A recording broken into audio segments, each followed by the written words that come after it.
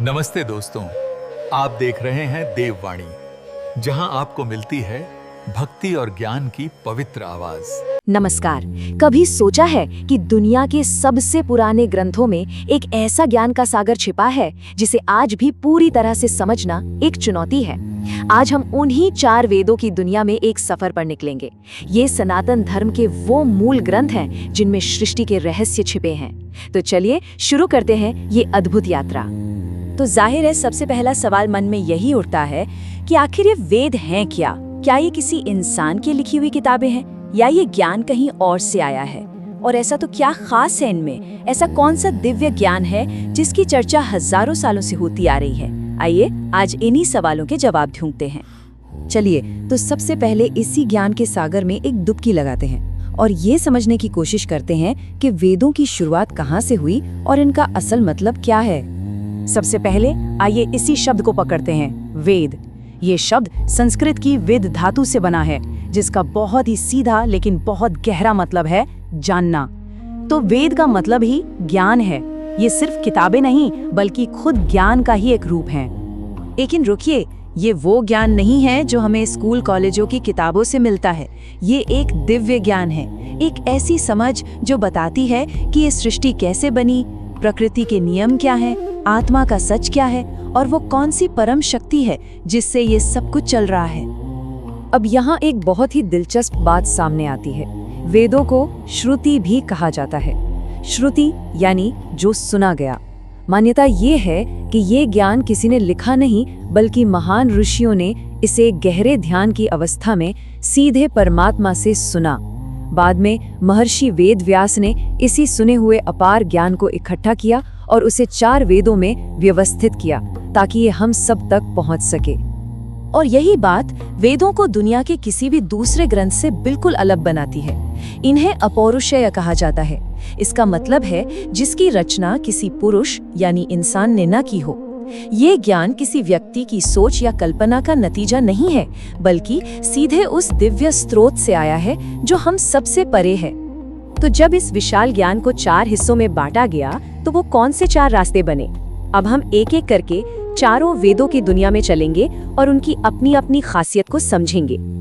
ये हैं ज्ञान के वो 4 महान स्तंभ, ऋग्वेद, यजुर्वेद, सामवेद और अथर्ववेद। हर वेद अपने आप में खास है और जिंदगी के एक अलग पहलू पर रोशनी डालता है। आइए एक एक करके इनसे मिलते हैं।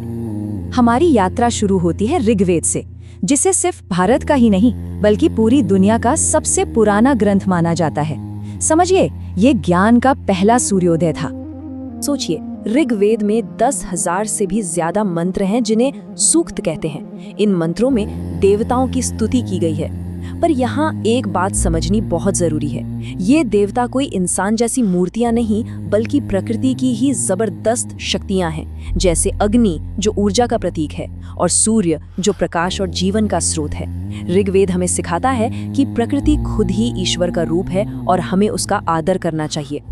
और ऋग्वेद का जो सार है, जो सबसे गहरा संदेश है, वो शायद इस एक लाइन में छिपा है, एकम सत विप्रा बहुधा वदंती।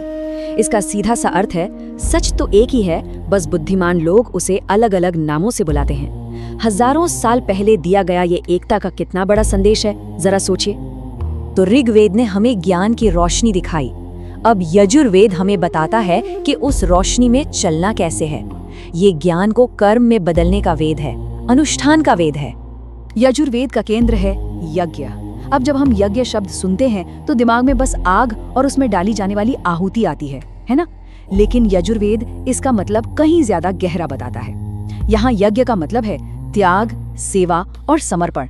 ये हमें सिखाता है कि हम अपने हर काम को, अपनी जिंदगी को ही एक यज्ञ कैसे बना सकते हैं, पूरी पवित्रता और समर्पण के साथ। ज्ञान और कर्म के बाद अब बारी आती है भाव की, भक्ति की और संगीत की। ये है सामवेद। ये ध्वनि की उस ताकत को दिखाता है जो सीधे आत्मा तक पहुंचती है।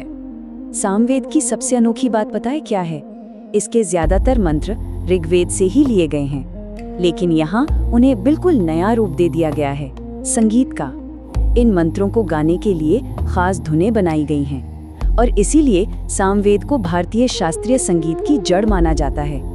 ये हमें बताता है कि संगीत और ध्वनि में इतनी शक्ति है कि वो मंत्रों के असर को कई गुना बढ़ा सकती है।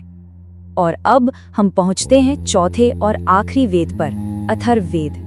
ये वेद कह सकते हैं कि आसमान से उतरकर हमारी जमीनी हकीकत, हमारी रोजमर्रा की जिंदगी से जुड़ता है। अथर्ववेद एक तरह से मैनुअल फॉर लाइफ जैसा है। इसमें सेहत और दवाइयों से लेकर परिवार और समाज के नियम कानून तक हर व्यवहारिक चीज के बारे में ज्ञान है। आज जो हम आयुर्वेद को जानते हैं, उसकी जड़ें इसी वेद में मिलती हैं। यह हमें सिखाता है कि एक सेहतमंद, संतुलित और सुखी जीवन कैसे जिया जाए। और तो और मानसिक शांति के लिए भी इसमें कमाल के मंत्र दिए गए हैं। तो ये थे 4 अलग-अलग वेद, हर एक अपनी खास पहचान के साथ। लेकिन क्या आपको पता है कि इन चारों में एक कॉमन बात है? इनका ढांचा, इनकी बनावट वो बिल्कुल एक जैसी है। चलिए अब वेदों की इस अंदरूनी संरचना को समझते हैं। हर वेद को आप ज्ञान की 4 मंजिलों वाली इमारत की तरह समझ सकते हैं। पहली मंजिल है संहिता, जिसमें मूल मंत्र इकट्ठा किए गए हैं। दूसरी है ब्राह्मण, जिसमें उन मंत्रों और यज्ञों का मतलब और विधि समझाई गई है। तीसरी है आरण्यक, जो जंगलों में रहकर ध्यान और तपस्या करने का गहरा ज्ञान देता है। और सबसे ऊपरी मंजिल है उपनिषद, जिसे वेदांत भी कहते हैं, यानी वेदों का अंत या सार। इसमें आत्मा और परमात्मा के सबसे गहरे दार्शनिक रहस्य हैं। अक्सर लोग सोचते हैं कि वेद मतलब बस पूजा पाठ और कर्मकांड की किताबें, लेकिन ये तो सिर्फ एक छोटा सा पहलू है, पूरी सच्चाई नहीं। असलियत तो ये है कि वेद ज्ञान का एक एनसाइक्लोपीडिया है। इनमें धर्म और अध्यात्म तो है ही, साथ ही एस्ट्रोनॉमी, मैथमेटिक्स, मेडिसिन और फिलॉसफी जैसे विषय भी बहुत गहराई से मौजूद हैं। तो अब हम आते हैं सबसे जरूरी सवाल पर। ठीक है, ये सब तो हजारों साल पुरानी बातें हो गईं, लेकिन आज की इस भाग दौड़ भरी टेक्नोलॉजी वाली दुनिया में इस ज्ञान का क्या काम? क्या ये आज भी उतना ही प्रासंगिक है? यकीन मानिए, वेदों की शिक्षाएं आज शायद पहले से भी कहीं ज्यादा जरूरी हो गई हैं। प्रकृति का सम्मान, जो आज क्लाइमेट चेंज से जूझ रही दुनिया का एकमात्र हल है, सत्य और धर्म का रास्ता, जो समाज में नैतिक मूल्यों की कमी को पूरा करता है, अहिंसा और करुणा, जो नफरत का जवाब है, और सबसे बढ़कर आत्मज्ञान का लक्ष्य। आज जब दुनिया तनाव और भागदौड़ में उलझी है, तब वेद हमें अंदर लौटकर सुकून और संतुलन खोजने का रास्ता दिखाते हैं। और अगर वेदों के पूरे ज्ञान को एक लाइन में समेटना हो, तो वो ये होगी: जीवन सिर्फ भोग के लिए नहीं है, बल्कि योग के लिए है। यानी जिंदगी का मकसद सिर्फ चीजों को भोगना और इकट्ठा करना नहीं, बल्कि उस परम चेतना के साथ खुद को जोड़ना है, यानी योग करना है।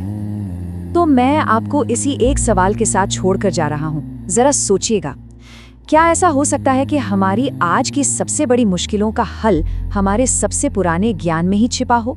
क्या हमारा भविष्य हमारे अतीत में ही कहीं इंतजार कर रहा है? इस पर विचार जरूर कीजिएगा। तो दोस्तों, आज की वीडियो में बस इतना ही। अगर आपको ये वीडियो पसंद आया हो तो इस वीडियो को लाइक करें, शेयर करें और हमारे चैनल को सब्सक्राइब करना न भूलें। बेल आइकन को जरूर दबाएं ताकि ऐसी धार्मिक और